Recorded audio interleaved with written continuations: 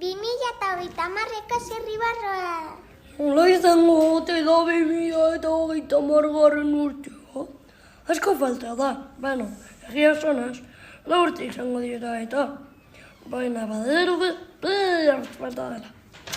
Nik uste dut haute galariak egongo direla.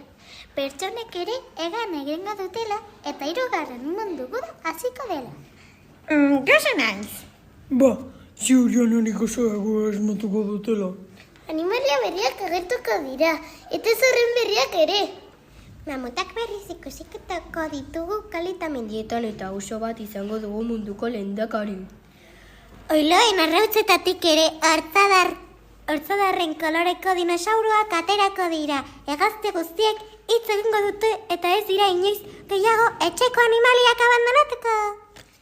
Betaurreko berezi batzuk jartzean gure gorputzaren barnean Wi-Fi eta Bluetootha izango dugu eta gure begiekin 1000 kilometrotara dagoena ikusteko gai izango gara.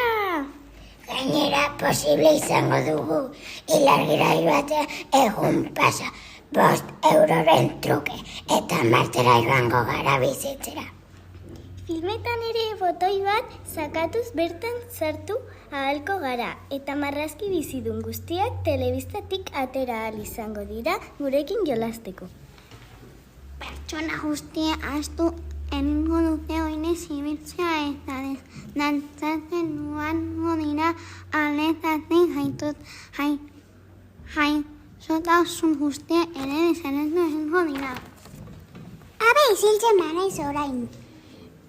Inguruneko saioan gaude, eta irakaslea pazientziametroa beteko du, eta...